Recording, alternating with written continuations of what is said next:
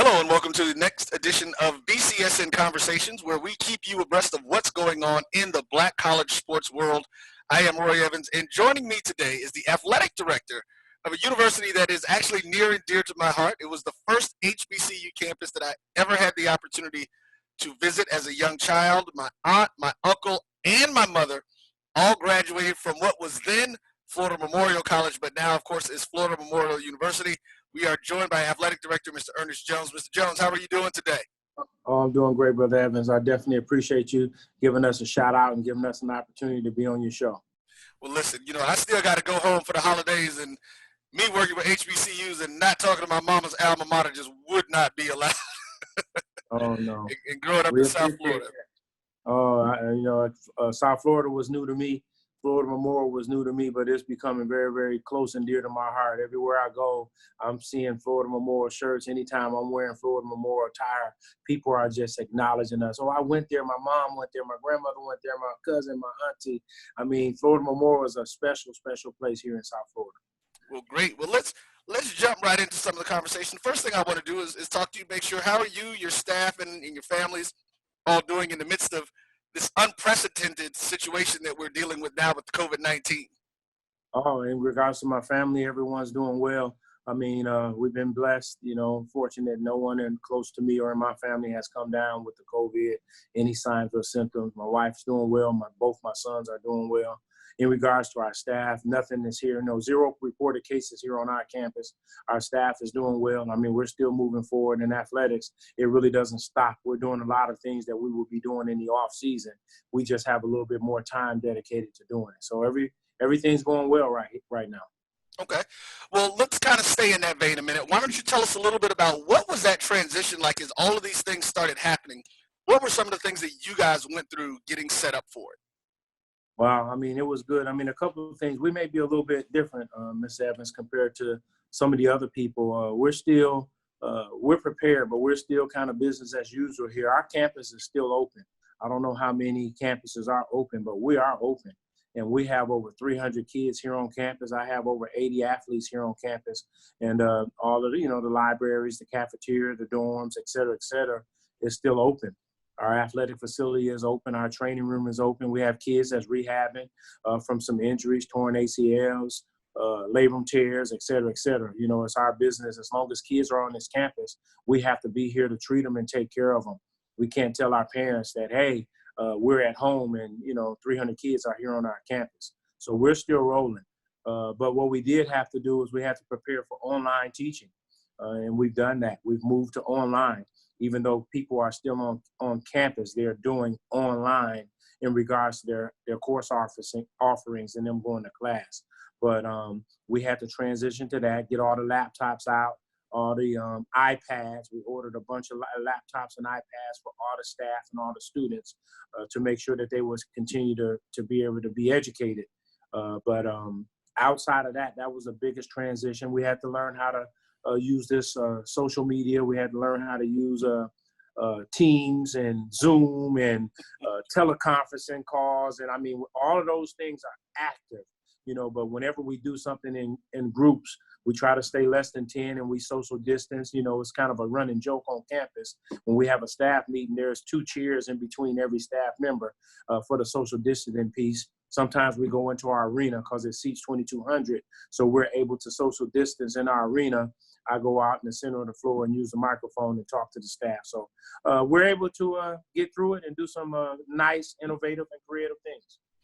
Well, wow, yeah, you guys, that you are the first campus that I've heard of that is still open as far as HBCUs go. So that is definitely interesting, and I commend you guys for staying in and keeping that going and just following the rules of trying to help get this thing shifted out. Kind of one of the brief things I do want to mention to you or bring up or get your opinion on. We know that some of the things, I'm not sure what's going on in the NAIA. I know with some of the NCAA schools, some of the professional leagues, there's actually been conversation about having games in the fall without fans to avoid some of the things. What are some of the things that you guys are having to deal with or considering as we move forward in the fall, or what does the NAIA kind of put out there? Exactly. I mean, we meet every week as athletic directors, our commissioners, they meet every week, and the presidents meet every week. So the conversation are going. We're trying to prepare for when sports come back. Social distancing will definitely be a hot topic. Health and wellness of our fans and of our student athletes will be a hot topic. But we really have to wait on the instruct from, you know, the commissioners, if you will, the people who truly make the decisions, because they're going to give us a baseline as to what it is they want to do, and we have to follow accordingly. And then each individual institution can implement some different things, again, in regards to health and wellness, safety, et cetera, social distancing. But we really follow the lead of, the commissioner or the NAIA in regards to what we're doing. So right now, all we talk about as athletic directors is when we return to play, what are you going to do? Let's share some ideas as in regards to when we return to playing football or basketball or baseball. What do you guys want to do in your facilities? And that's really the only conversation we're having at my level with the athletic directors. Okay, understood. So let's transition into some of what is happening down at Florida Memorial University, down there in the Lion's Den, and things that are happening. One of the things that I found very interesting, and I definitely would like to get some input or insight into it, is that you all now have a beach volleyball program. And if I'm not mistaken, it is the only HBCU with a beach volleyball program. Can you tell us a little bit about how that came up and what's exciting about that? Absolutely. Again, that's a part of the new day. I mean, Florida Memorial is not just trying to be here at the party, at the dance, if you will. We're gonna impact. We're gonna make a difference. And beach volleyball was a way for us to do that. Being the only HBCU in the country playing beach volleyball, we went and got Marita Crockett from FIU. She was assistant coach, coaching volleyball and beach volleyball at FIU, and we brought her here to be our head volleyball coach and our head beach volleyball coach. And in the first year, she won a championship. She came in the door and she won a championship here in the Sun Conference. And she was right in the middle of the conference in beach volleyball before it shut down. We were anticipating her competing for a second championship. But it gives our women an opportunity to do something that's never been done here in South Florida, to play beach volleyball. Only 2 women can play at a time. So you're talking about a different type of athleticism, a different type of ability, a concentration, a competitiveness that you must have about you. And we felt good about it. And we wanted to make our mark here in South Florida. We wanted to give some of these young athletes in high schools a place where they can play beach volleyball in a state where beach volleyball could be relevant. And that was the reason why we bought it online. And we're in the process of trying to put some beach volleyball courts here on our campus. So you can expect we have to go outsource that and play our competition somewhere else. But next year, 2021, we'll be playing beach volleyball right here on the campus of Florida Memorial University. Oh, wow. And, as someone, again, who grew up in South Florida, I spent many a Christmas on the beach playing volleyball. So it was definitely exciting to hear about that. One of the other things that I kind of wanted to get into with some of your athletic programs, you guys also have both men's and women's soccer. And we at the Black College Sports Network have been proponents for years of HBCUs getting heavily into the college soccer genre and market. Tell us a little bit about your programs and what your thought about what impact soccer can have on the HBCU landscape.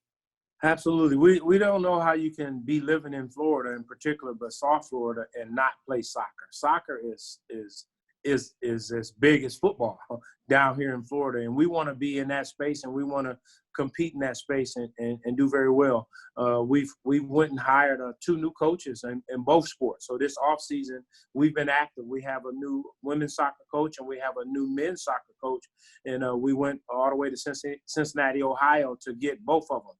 They were both conference champions where they came from, and they're bringing that conference championship attitude here to South Florida with our soccer programs. But we think that, we did the numbers. There were, I believe it was 2,700 women, high school females playing soccer. And we felt like if we can get some of the, provide an opportunity here at Florida Memorial for them to continue to play soccer, it would again shed a different type of light on Florida Memorial. We want to be able to service this community. We want to be able to service all the young men and all the young women in whatever they want to do from an athletics perspective. It can make a huge difference. I mean, there's some professional athletes that's looking to build venues, looking to build practice facilities somewhere where they can put their name on it and they can provide opportunities to play the game of soccer here in South Florida. And we're having conversations with some of those people. And us being an HBCU makes it even that more attractive to people like that. So we're pretty excited. We think we're going to do something very, very special in that space. Oh, wow. Great. Well, best of all the luck to that. Let's kind of transition into, of course, what has been the big story over the past few months. After a 61-year hiatus, Florida Memorial is bringing football back to HBCU football back to South Florida. Tell us about the program resurgence and your coach, and just what has that been like? That was probably, if I had to say, the biggest hit of the COVID was us stopping spring football. We were 2 football practices in. There was a number of people coming to our practices, even though they were at 6:30 in the morning. The stands were filled with people excited about us playing football. Coach Tim Harris, a local product, Booker T. Washington High School. We felt like we hit a home run by going to Booker T, hiring someone who's been in South Florida for 30 plus years, who could be able to attract some of these young people to come here, some young coaches to be able to come here and work with us. I mean, it's just exciting times. We put out a schedule that's got to be the number one schedule in NAIA football. We're playing 5 top 25 ranked teams, and very, very shortly you'll hear about a game where we just signed a contract. The ink is still drying on this contract, but we're going to play a predominant 1AA HBCU at their place for their homecoming, which will solidify our schedule, solidify the position that we're trying to make at Florida Memorial. We'll play anybody, anywhere, at any time. I mean, we're just excited. Lots of interest. We'll put about 125 plus student athletes on the football field when we return. We have about 75 on campus right now. I mean, it's going. The only negative is we had to stop preparing 2 days in. We couldn't take them in the weight room. We can't go out on the field and condition. We can't do anything. So we're going to be full speed ahead the first moment they tell us we can play football again. Oh, wow. Well, hey, again, congratulations. I know, like I said, I know a lot of folks are looking to come back. It was interesting the way that I found out about it initially is that I got 3 phone calls right after the announcements were made. I didn't even hear the announcement. But we got 3 phone calls like, hey, are you guys talking to Florida Memorial about doing some things with their athletics? And I'm like, well, what's going on? And they were just like, man, they're bringing football back, and we're excited. I have a lot of friends, of course, like I said, graduating from high school out of South Florida, Miami-Jackson, of course. I got a lot of folks who are there. And as I said, my family is Florida Memorial deep. So it's really exciting for the opportunity to get back in and get you guys engaged with that again. One of the other things that happens, of course, football, we talk about different things, and that brings along the bands. What has transpired? You guys just, I believe, hired a new band director. Can you tell us a little bit about that? We did, Dr. Bedford. You're talking about really a local legend here when it comes to producing band students. I mean, he has students all over the country, all over the state of Florida, and now he's here on our campus. Another, COVID hit us with that as well. We were getting ready to have a huge band fair where we had a commitment from about 15 of the top band directors in this nation. We're going to come here to our campus of Florida Memorial, and we're going to have about 300 students interested in band auditioning, if you will, in front of these 15 band directors for opportunities to go and play in their bands. So that came when we brought Dr. Bedford on, so we're excited about that. The interest in band. I mean, we're actually doing some renovations to some facilities in preparation of the band coming here. I mean, his expectations are as grand as the football team. He wants a 100-yard playing surface to march on. He wants a huge facility to store instruments and to practice. And I mean, it's just exciting. There are a number of young people out here who want to come to Florida Memorial and participate in band. Not only band, our cheerers. I mean, we're having cheer tryouts this weekend. They want to cheer. They want to dance. We're having, the dancing girls, the drum majors. I mean, it's an exciting time. You wouldn't know it if you weren't here on our campus. but lots of things are happening here at Florida Memorial University, and I really think we're going to catch some people by surprise. All right. Well, hey, listen, like we said, we definitely are excited and hope to be able to be a part of providing any information, letting folks know what's going on. So please, anytime you all have anything going on, feel free to shoot it to us, and we will make sure we send it out across our social media platforms and things of that nature. Let's do this. We always have to give you some opportunity and some space to kind of talk to not just the current Lion Nation, not currently just those folks who are fans, alumni, supporters of your program, but let's talk to some potential folks who may not know. Tell them what it is about Florida Memorial that they should want to get excited about this university, these sports, these activities, and how they can get involved and help out. One, I truly think that, it's about the people here at Florida Memorial University, from the administration, from Dr. Hardrick all the way down. I mean, we're high touch here. We're real. We want to be real to the people. We want to be able for them to talk to us, touch us, see us, be able to hear from us. That's important.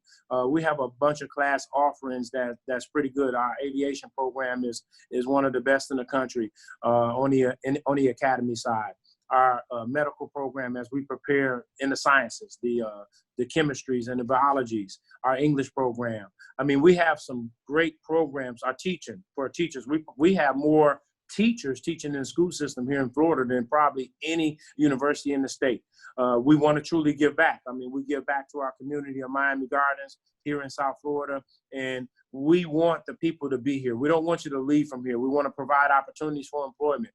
Every time I'm looking at resumes and I'm looking at opportunities to work here in athletics, I'm looking for people who were from this community so we can provide them with some opportunities. I mean, even right now, we have a big social program going on where we're acknowledging at 9 and 1 a.m. twice a week local businesses here. We didn't go out and ask them for anything. We don't want anything from them. But we think it's important that these local businesses know that Florida Memorial University is in support of you, our staff, our students. And if there's anything that we can do to help you during this crisis of COVID-19, we're here for you. But we're giving shouts out, unsolicited shouts out, because this community matters to us. This community means something to us. And if you want to be a part of a special, special place who will care about you and care about the people that surround this university, that's why you choose Florida Memorial University. And in regards to athletics, we have 11 offerings that we have right now, and we're going to be bringing some more online. So pay close attention to some of the new offerings that we'll be having in 2021. But we're trying to be on the cutting edge in athletics and from a university perspective. All right. Mr. Jones, can you give folks the website? How can they find you guys? Any social media tags or anything like that? Yep. www.fmu.com. That'll get us .fmu. www.fmu.edu will get you to the university. www.fmu.athletics will get you to athletics. We have FMU Lions out there. Mostly that's the main one. I have to apologize. I don't have all of our hashtags memorized, but FMU Lions will get you on the athletic side. FMU.edu will get you on the athletic side. FMU .edu will get you on the university side. So I think you'll be able to find us out there. But just Google Florida Memorial University, Florida Memorial University Athletics, and I think all of our hashtags, et cetera, will show up. All right. Well, once again, we are speaking with Mr. Ernest Jones, the athletic director of Florida Memorial University, for our BCSN conversations. Mr. Jones, I really want to thank you for taking the time out to talk with us about your programs and all the things that you guys have going on down there. Again, we are super excited about any way that we can play a part to help continue to press the issue and to promote the name of Florida Memorial University across the country and across the HBCU landscape. At this point now, you got 4 HBCUs in the state of Florida playing football. We need to figure out a football weekend, just some sort of Florida football weekend that we can pull together, or all sport weekend, even getting folks together with different activities and having some fun and bringing all of that family back together. One of the things that we like to do is give the AD the last word. So is there anything else that you would like to say as we get ready to head on out of here? Yeah, we just like to say to the people out there, all the community, first of all, thank you for all your support and your acknowledgments, but I want to just say be safe. You know, follow the social distance and don't take this thing for granted. Make sure you're doing all the things that our governor is telling us to do and our president is telling us to do to ensure that we're doing the right thing to keep our community safe, keep your family safe. And eventually, sooner or later, we'll get back to some type of normalcy. But at the end of the day, stay safe, be safe, and FMU go Lions. And there you have it, ladies and gentlemen.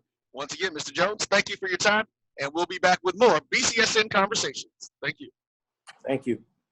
For my people that don't get to see me, trying to remind you who you are, just like in Romans 3. See, we about to blow across the world just like a day that's breezy. This motivation for the people, and this classic Bible teaching say, make this for my people that don't get to see me, trying to remind you who you are, just like in Romans 3. See, we about to blow across the world just like a day that's breezy. This motivation for the people, and this classic Bible teaching,